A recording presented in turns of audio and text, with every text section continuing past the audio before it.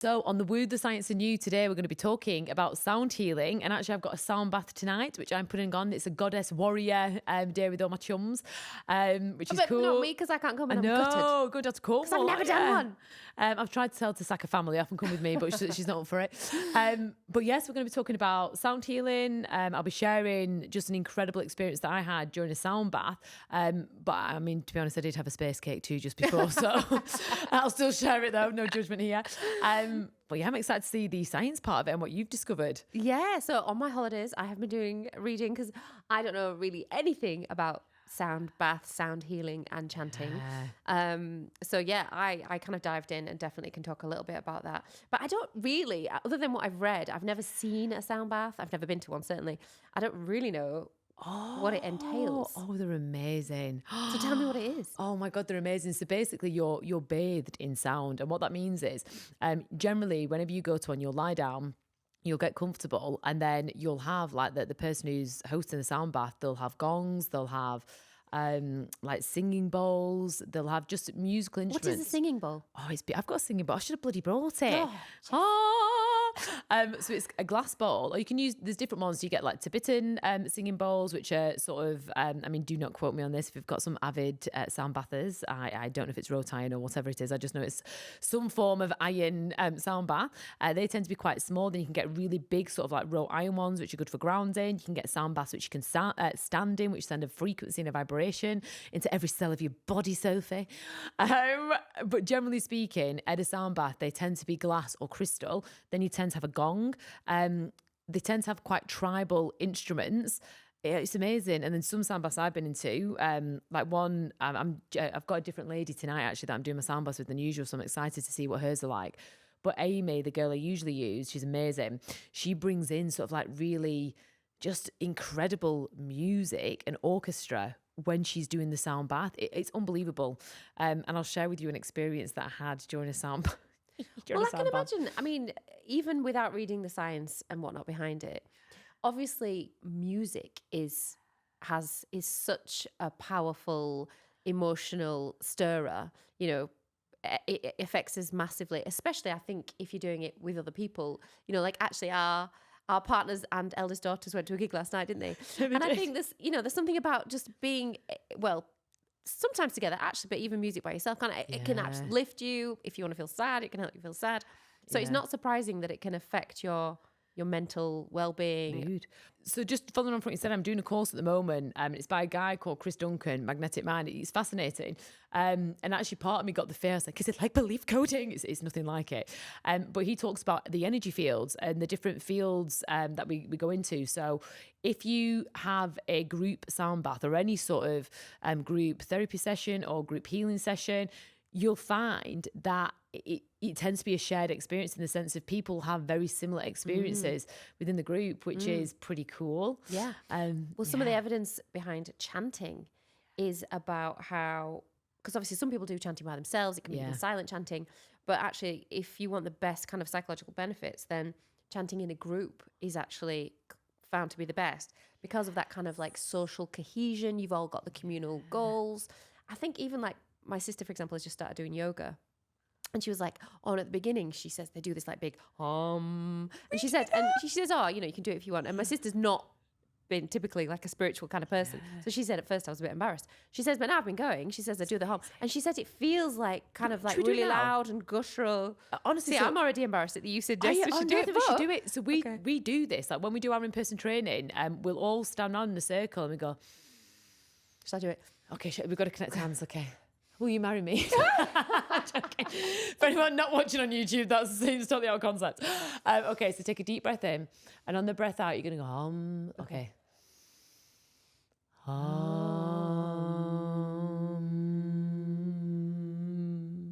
You need to give me more stuff. I can tell you stop and you say you're resisting it, girl. Okay, deep breath in.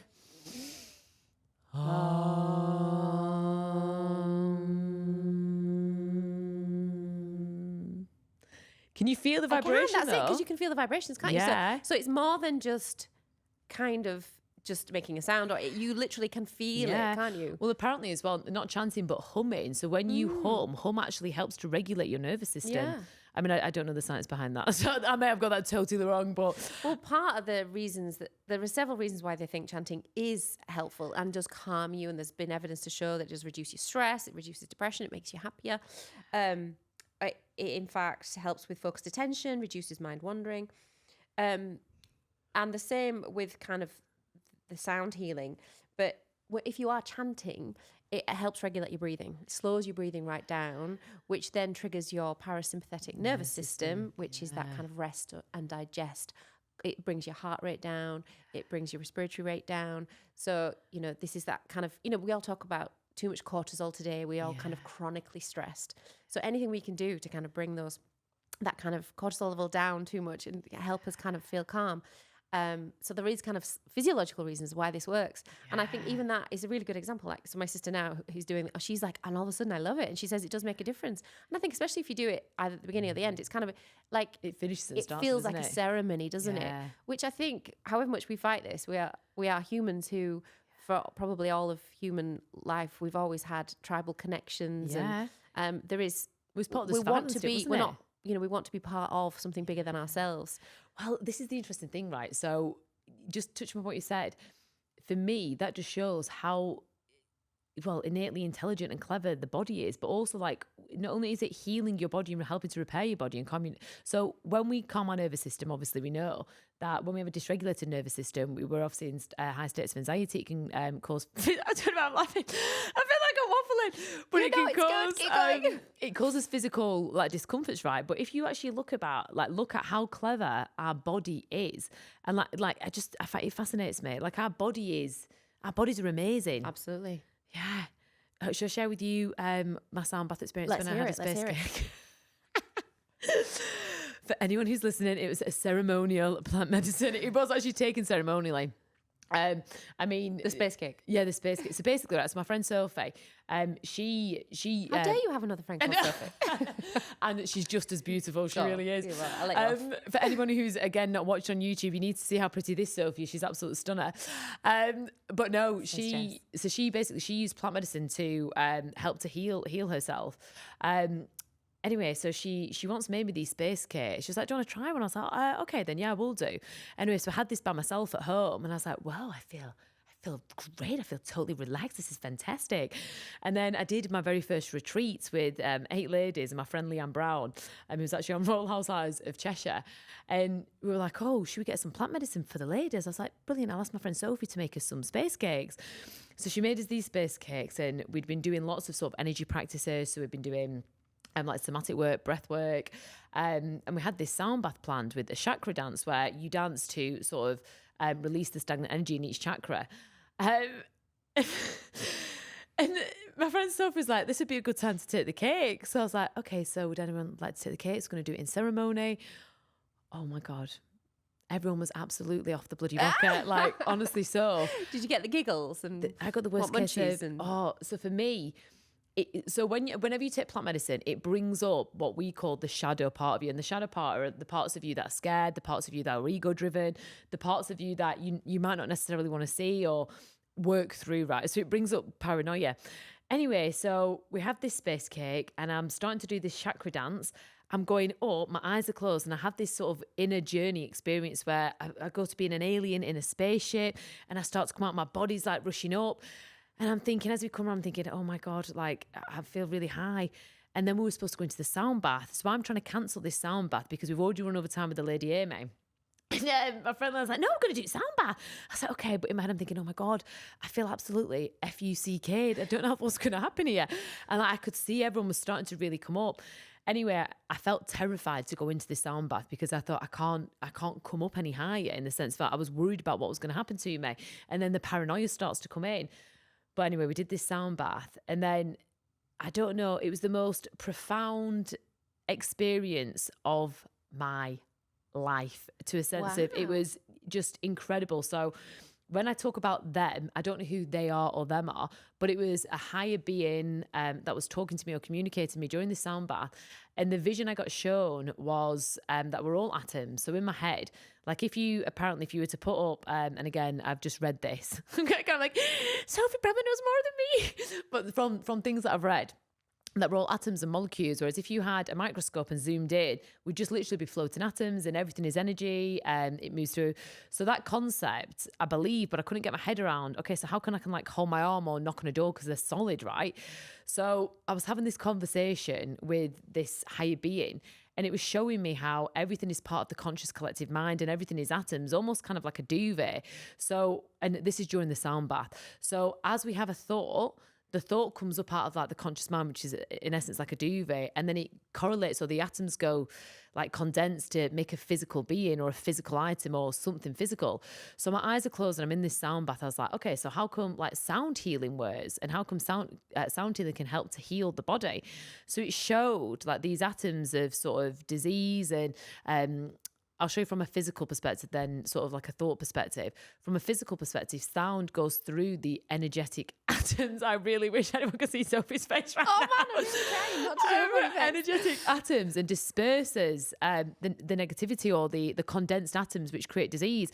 So my eyes are closed, but as my eyes are closed, I could see Amy's atoms like in a physical form, but made up of atoms. As she's banging the gong, I could see the sound waves coming to me and then going through my body. I can almost imagine you're doing a good Yeah. description. Oh, I can visualize okay. it. I can visualize it. It was, but maybe actually, so maybe you visualize it, or maybe your cells are remembering, because that's the thing. I don't know if there's any science around that, but essentially, like, I was having this conversation with these higher beings Here about how comes the I can't wait for the science about how sound can heal us. And I was like, okay, then, so what about negative thoughts? Like, what about depression? And again, it showed me like these atoms of this huge head, and then dark negative thoughts or depression comes into the mind like atoms which are condensed. But then things like sound healing and positive thought comes and disperses them. Honestly, it was the most profound experience I've ever had in my life, and I feel like I was shown how the universe is made up with the magic and what I would say is, physics. You've actually talked a lot there quantum about physics, yeah. And actually, there's something I've read online which is about like if you're a scientist at a funeral, this is what you should read about when someone's died. And actually, it's kind of a really beautiful thing about how that person's energy has just been transformed into other things, and about the light that touched the back of their eye has reflected on something else that will be changed forever, and all about those things. And that's actually from the point of view of a physicist. So, there is this is where the kind of the woo and the science do come together, actually. Yeah. I mean, I don't know about all the kind of the dark matter affecting, negative thoughts, but if someone, because something as well is about the placebo effect and what we expect. But so it kind of almost doesn't matter if that helps that person and works, whether or not I tell you there's evidence for it, doesn't really matter too much. Yeah. If it helps that person. But what I mean is from a very basic science point of view, that is kind of true. We are all energy, and energy does just transfer. Yeah. Well, who was it? So I went to go and watch an author, Elizabeth Gilbert, and she'd been to see 2 quantum physicians. And again, I'm great with stories, shit with facts. But in what she said, she was like, like these physicians were saying, things that had been proved by science to do like a quantum physics perspective are always changing, like always changing. And science is always changing. Yeah. That's what some people, because sometimes the criticism that I get from people who are kind of more interested in alternative medicine things is about, we can't trust science. Well, science is always changing. Yeah. Science is always questioning and coming up with theories, which is why for example, we say like theory of evolution. Doesn't mean we don't know evolution didn't happen, but it just means science is always based on theories and is always changing. And we should always be prepared to be proven wrong and change our mind. Yeah. But actually, I think that's what a good scientist does. Yes, yeah. See, I'm a crap scientist. I'm totally biased. I'm like, I've had this experience, so this is definitely real. Well, yeah, that's fine though. That's if that's affected you and that's been amazing for you. Yeah, but I think and also as well, like when I don't know what I'm saying. I think I just like the sound of my own voice. So I'm trying to think of something really clever and articulate. Something's not going on. I just thought I'd point out again, anyone who's watching on YouTube, these dogs are alive. I know they currently look. And they're right. They're so they gorgeous, love just listening to our chat. You see, it's sound healing for them. What I thought was interesting as well is that there's been some studies into sound healing about it affecting pain, and there was one study where they took people with fibromyalgia, and I have loads of patients who really struggle with fibromyalgia, and it's very difficult to manage. Traditionally, they've just kind of been given lots of medications, which is wrong, I think, for many, many reasons. And so I always try and kind of undo that and unpick it, which is difficult. But so this study took fibromyalgia patients and for 10 weeks and tried sound healing. And they did find that it really did have a major impact. I think a third of them were able to come off a lot of their medications. And actually what they discovered was that rhythmical sound healing was the best for pain relief. Yeah. So have I told you about Mike and Charmaine, the two belief coders? no. I haven't told you about them. You haven't told me. So Mike and Charmaine, they were classed as clinically disabled with fibromyalgia. So long story short, one of our very first facilitators, Jules, she worked with Mike and Charmaine as part of her case studies.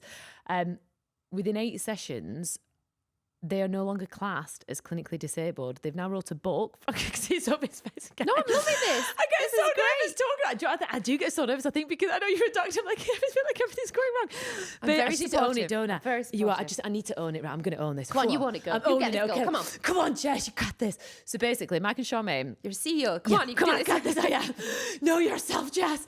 So basically, Jules, who's amazing, Jules Kelly, she worked with them over 8 sessions of belief coding. She'd also introduced essential oils and their intake of water.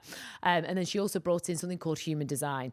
Now, the bulk of their sessions were 8 sessions to do with belief coding. So they were classed as clinically disabled. They had different measures in the blood. I couldn't tell you exactly what was going on with the bloods, but you might be able to fill me in with that. After 8 sessions, their bloods had changed and they were no longer classed as clinically disabled and they were pain-free. They've now gone on to become belief coding facilitators and they've wrote a book, which became a #1 bestseller on Amazon, From Disabled to Enabled, just sharing their story. From belief coding? From belief coding. So this is every experience. I mean, they had some absolutely horrific, Charmaine had some absolutely horrific trauma, unresolved trauma. And then as you can imagine working in the police, they're always subject to seeing things that are just horrific. So that triggers the trauma that's already within the body, which then creates the pain. And one thing you'll find is, a lot of people who work in sort of like the ambulance services, even doctors and the police force, they do tend to suffer with fibromyalgia because they're always around traumatic experiences and events. Yeah. I certainly find that. I mean, with patients, I if they haven't kind of mentioned the trauma themselves, and perhaps this is like a new diagnosis, and I do mention. Have I said this before? I remember you've told me a couple of stories, and you know, don't you?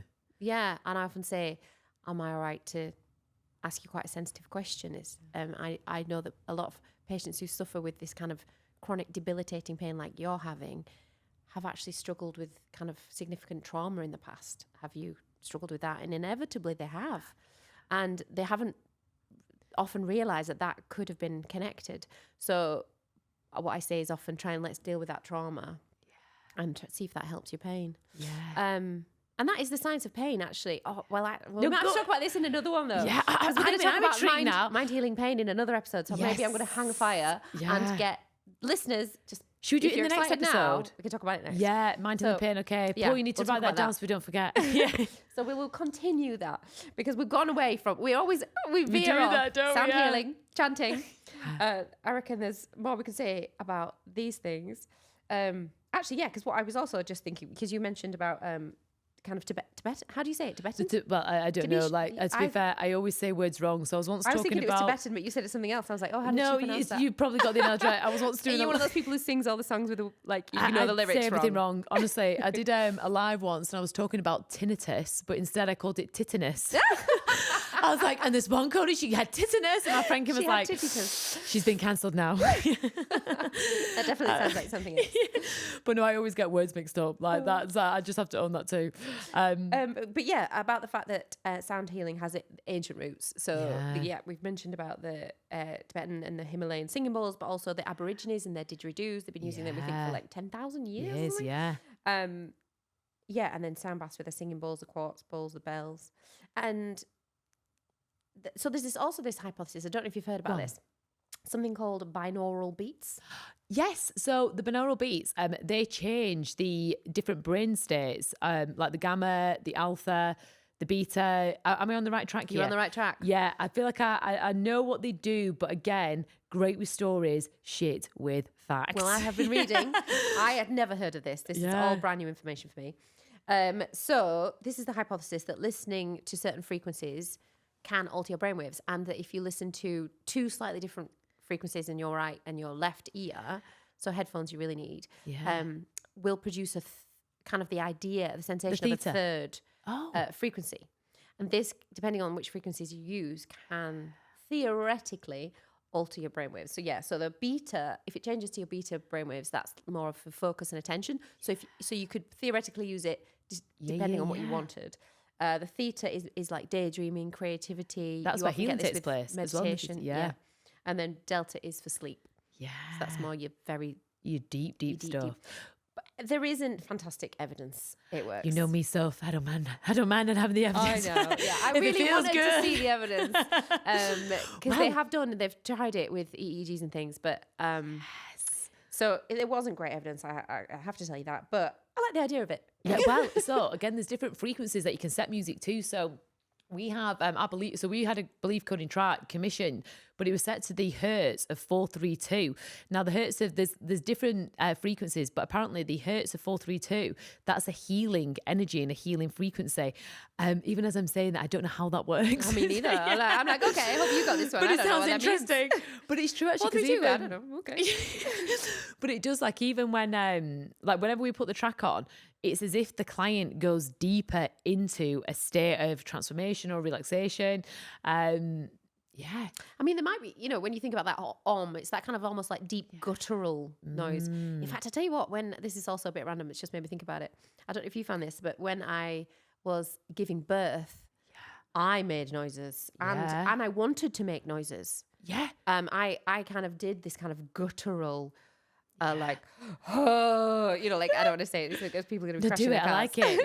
But it made me, it helped. Well, do you know? I thought, I don't care. I'm embarrassed. Don't care who can hear this. Yeah. I felt I was a bit like a cow. Because your body takes over. Yeah, my body took over. Yeah. And I was like, and I suppose it also helps the breathing, it helps my regulation, but it helped me. Yeah. So I was like, I'm doing this. So when Paul's probably like, what is happening to her? No, it's interesting, right? So when I had the 3 girls, I had really super quick, amazing births, right? So when I got pregnant with Digby, I was like, oh my God, I'm going to be in and out of the hospital in an hour, blah, blah, blah, blah. When my waters broke, I was like, oh my God, my waters didn't break with any of the girls. So Hattie was actually born in her sac. Anyway, as I digress, went to the hospital and then everything just stopped and slowed down. Right? I was like, what is going on here? I was like, I'm not getting any contractions. Fast forward, right? But me and Alex had only been, like, we got pregnant within about 4 months of being together. So I'm still in that state, and we had a lot of stuff happen as well around, just a lot of stuff had happened in the space of, 13 months from getting pregnant to giving birth. So when you still don't feel totally comfortable and relaxed with your partner? Now, I know my body, and again, I wanted to make these like tribal sounds. And then Alex fell asleep whilst I'm in labour. I thought, bloody brilliant. I thought, I'm getting this baby out. So I put this French house music on. I'm like, welcome to pain. And I'm almost like calling in this pain from the higher powers. And I go, Anyway, 4 years later, when we had Dudley, totally relaxed, and I was like, Alex, get the French house on. And I'm like, and Dudley was born within an hour dancing. I love it. Oh my God, I wish I had put French house on. Paul, are you up for another baby? This could be a call. It's almost enough to make me want to push for another one out. Actually, I do think we should also talk about that on another episode. I think with that, I love talking about birth. I did hypnobirthing as well. Yeah. So, okay, well, let's come back to that. The French house music and you look great. I mean, I reckon that could be I mean, actually, when I gave birth to Digby, I had the worst hair extensions of my life and these terrible braids. But doing like hair extensions look so good on me, and I'm like, I look better pictures. I'm like, Jesus, I didn't look great. Oh, I bet you did. Gosh, and you were fairly young when you had Poppy, weren't you? Oh no, this is Digby. But I just mean you earlier on. Yeah, 24. Because I was 30 when I had my first, Betsy, yeah. But when I look at pictures now, I'm like, I look like a child. How was I seeing what has happened to me? You still look gorgeous, you daft day. Well, thank you. You're still about 27, aren't you? Yeah, bloody wage. Right, so that's why a little bit. So I think the only thing I haven't talked about is chanting that it can induce mystical experiences, which you probably know a lot more than I do. So yeah, apparently if you chant and dance, you can go into, I don't know what the state is. So again, great stories. But when you chant and dance, I think it is the theta state where you can go into, but you can have something quite euphoric where DMT is released within your system. Yeah. So it probably is similar to, and it comes back actually to what we mentioned, if anyone listened to our episode about meditation. Yeah. Because it can affect your default mode network. Which is what gives you your sense of self and time and perception. Yeah. And so when you take any hallucinogenics, DMT, things like that, which again we can talk about more on another podcast. Yeah. But that can cause this altered sense of perception, which you can even get from meditation or chanting. Do you know what's interesting actually? It's just triggered something there. So Alex did a retreat last May and they did a meditation called the Osho meditation, but it's chanting. So there's 4 parts of it, but the last part you're going, hoo, hoo, hoo, and your arms up and you're banging. But he literally had a really trippy experience where he went back to, his experience was that he literally saw me as a tribal woman running for my life, about to give birth. But I was a tribal woman. Well, that sounds like it could also be a bit of breath work, because I guess he's probably also changing. No, so actually, yeah. So the first part of the 4 parts, the first part is you do something called chaotic breathing where you're like, and you've got to breathe irregular through your nose. Your nose burns, your snot goes everywhere. It's not attractive. But the idea is that it's cultivating chaos within your system. The second part is where literally you just let everything out of the chaos. So like you hit pillows, you kick, you scream, you just release. The third part is that, but it's not breath work, but you're chanting whilst banging your heels on the ground to work with the earth's energy. And then the fourth part is literally you just stood in silence with your arms up for 15 minutes. It's amazing. Like if you do the Osho, we'll have to do it actually. We'll have to see what the science is behind it. But when you do it, the first time I did that meditation, that did something to me where it cultivated this strength. And when Alex did it, I think that's what's opened him up more spiritually, even though he's gone back in the closet now, to the spiritual closet. I'm like, we had this connection. You've lied to me now, Well, yeah, because Alex is more of a skeptic like me. Yeah, totally. Alex is total skeptic. But then I'm actually loving learning about all this stuff, See, I don't think you are a skeptic. And also as well, can we share the book that your dad's wrote? Yeah. Yeah. So Sophie's dad, I mean, I love a conspiracy. I am all into the ways of the world. It isn't a conspiracy, Jess. No, I don't think it is a conspiracy, but Sophie's dad, I'm going to let you share it. Yeah. So he's an author. He's written lots of books, actually. Chris Knight, you can have a look. But yeah, he's written quite a few, including one which is entitled "Who Built the Moon." I'm going to buy that book. You realise I actually looked for it on Amazon, but I couldn't remember which one, because there's a couple that are quite similar. But I'm literally going to buy the book. Yeah, which is. Do you know what? I haven't even read it. Have you got a copy here? Yeah, I want to sign. I'm going to borrow it. I want to sign. Probably get you a signed copy, Jess. But yeah, it's about kind of like perhaps there were people in the future because it's all so perfect. How did this possibly happen? Yeah, so I believe in that. So I think what you're suggesting here is just that I may have some woo running through my veins. 100%, because your dad, because that's what you're. So I believe. But again, he would say, "I'm not. This is not spiritual." He's like, this is science. Yeah, but I totally believe him. Like, I'm totally on that with him. He shows evidence, and I bet he believes in something called the Tartarian era, where the theory is it's the technology of the future that was created in the past, because we're all on different timelines. So if you look at sort of I've watched a lot of videos on YouTube, and it feels really, so it ignites something within me. I'm like, wow, I feel like I'm remembering all of this, even though I'm not remembering it. But it talks about kind of how the certain buildings, when you look at the architecture of the buildings, and, even now that we'd struggle to recreate that. So how could they do that? Thousands of years ago. Pyramids. Yeah. Oh God, I think that's definitely another podcast.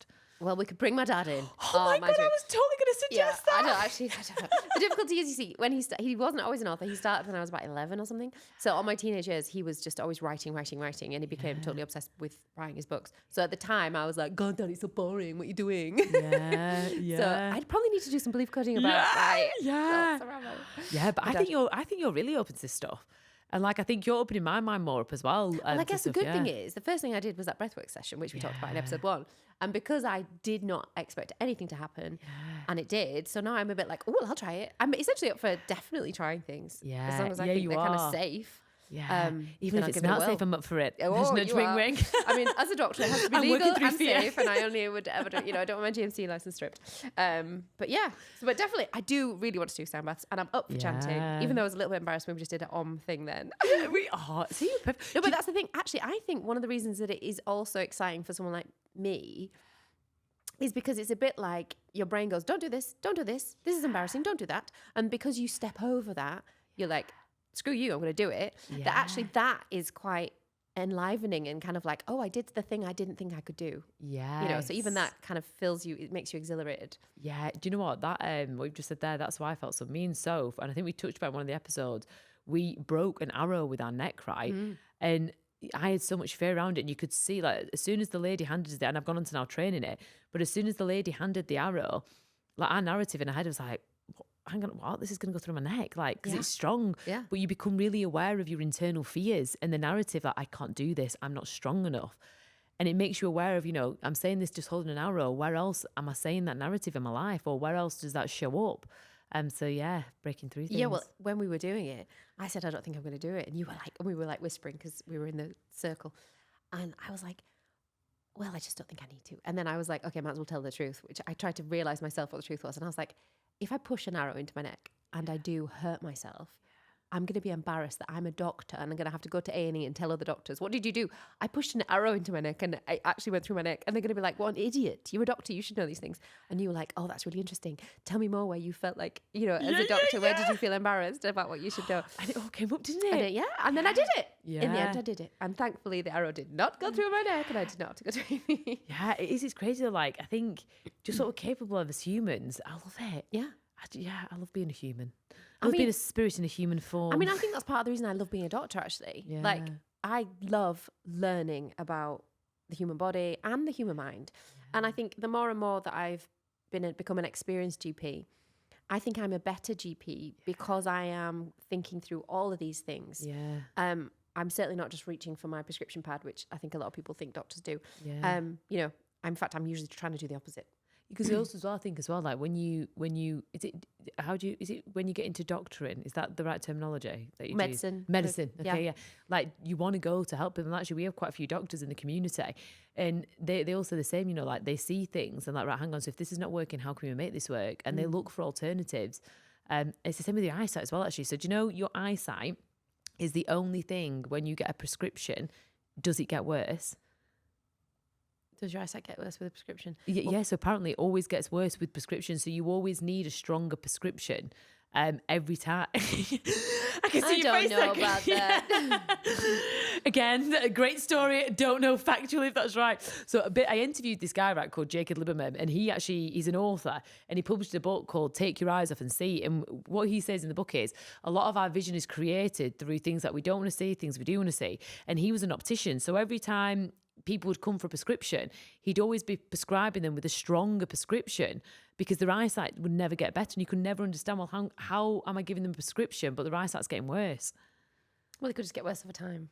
Yeah. That's kind of a boring Savage answer, for theory. I'm like, I'm going to heal my eyesight using belief. Well, there is somebody on the internet who got totally trolled, actually, because she was like, glasses are just part of they want you to wear glasses and then just take them off. You can see people. Yeah, I and feel it's like no. I mean, because it's like the shape of your lens changes as you get older and things like that. So there are, you know, you can measure what changes. And I don't know. Anyway. See, I'm convinced I'm going to be able to heal my eyesight. Have you? Yeah. Well, I've been wearing glasses for a long time, only for driving, and I've never had to change my prescription. Oh, you see, I should wear glasses in the sense, not should wear glasses actually. So my eyesight isn't 20/20, but when I wore my glasses, every time I took them off, I'd feel blind as a bat. Whereas now, I feel okay. You're just actually blind. Yeah. I'm just using my senses to navigate my way around the world. Well, yeah, through chanting and healing and vibrations. Cool. Well, I reckon we've covered loads. We've in covered that it, one. and we always do this, don't we? Whenever Paul and I are writing the title for YouTube, we're always like, well, it wasn't just meditation, was it? We also talked about these other totally random things. Oh, okay. Just as we just had a little edit then, because a child came to the door and our dogs have swapped places. If you watch it on YouTube, you're gonna be like, hang on a minute, those dogs just moved. She's lying. It's magic. Let's do it again. Do it again. So yeah, we've covered loads there. As usual, we have gone off on an interesting ramble, covering woo and science and you. And so we always like to end with things we love that we want to share with you at the moment. And we both mentioned that we've got books that we want to talk about, actually. For any parents out there, I would recommend this book because our eldest is 13 and is very much a teenager already. And so we're looking for kind of advice on how to manage it. It is amazing the difference when you go from like a little child who does what you want and say what they want. Even when they're hard work, they're kind of little and you put them there and then all of a sudden they're calling you bro. And anyway, but so this book was recommended to me and it is called Get Out of My Life, But First Take Me and Alex to Town. That's the name of the book. And I was already like, I love it already. I love it. And it is super helpful. It's like an entertaining, easy read. Yeah. It gives loads of like examples of situations. And I'm like, have they been filming us in my house? Because this is exactly what we are going through. But it gives a really interesting insight into essentially the brain of a teenager and why you have to treat them. You can't treat them like an adult. No. You have to realize where they're coming from. And I think that has helped Paul and I kind of manage our relationship better. And so I would definitely recommend that to anyone, even if you've got even if they're not teenagers yet, it's a good idea to kind of have an idea of it. And if you are struggling with a teenager, definitely read it. I'm gonna. It's already in my book, my shopping trolley. But it's interesting actually because apparently the brain doesn't actually fully develop till you're 25. Yeah. And like so even like when do you remember like in your 20s and you're like, where's the dress? The dress hasn't arrived. It's totally rational, but it's literally because the full part of the rational part of your brain hasn't developed. Yeah, and the reason like kind of young boys and whatnot do speeding and do things that the part of the brain that kind of gives them awareness of their own risks and safety, it hasn't really developed yet. Yeah. So they kind of do think they're kind of invincible. Wow. I'm going to what's the book called again? Get Out of My Life, But First Take Me and Alex to Town. Right, we're going to put this below. I'm definitely we'll always add links to everything we talk about. So do have a look on YouTube description. Yeah, I still can't remember what my book's called. Oh, to be fair, Jess. I'm reading 3 books at the moment. Is it a novel? Well, give me a clue. What's it start with? Can you mime it? What's it called? So it's all so basically we believe I always like to read like about other techniques, other modalities, other things. So the guy's called Tyler Went, I think. But I'm reading his book. Then I'm also reading this guy called Christopher Duncan's book. And then I'm reading one by Grant Cardone. Sell or be sold to. Gosh, so do you, when you're on holiday, are you still always like learning? Oh, I love it. I think I'm like you. So like, we're just essentially massive geeks who love what we do. That's good though, eh? Yeah, he's good. As I get older, I'm like just enjoying being a geek. Yeah, I love it. Yeah. And also I think like it lights me up. So every time I learn something new. And also I think you'll probably find this actually. So a lot of the stuff that I'm learning is within the same sort of industries. So for example, I'm doing this course. But as I'm listening to it, I'm like, okay, yeah, so he's doing what I'm doing, but he's describing it in a different way. But I can totally understand how everything is working. Does that make sense? Yeah. And it's so like the crossover happens, so I love it. And then even with sales and stuff, like a lot of sales psychology is just psychology, which again helps you because essentially when we're trying to sell when we're trying to sell an idea to ourselves, we're always selling. So whether it's a better version of ourselves, we still need to sell that better version of ourselves. I've gone off on a tangent there. So basically, they're my 3 books. 2, I can't remember the titles, but the authors. We'll add the links. Thanks, Sophie. Great. All right. So that was episode 5 in the can. Do catch up on the other episodes if you've not seen them already. They're bloody brilliant. Yay. And leave any comments. We'd love to hear from you. What do you think of it? What do you think we should cover in the future? Any questions you've got? Any debates? We'd love to get into a bit of a kind of a debate in the comments. See you in the next episode. See you next time.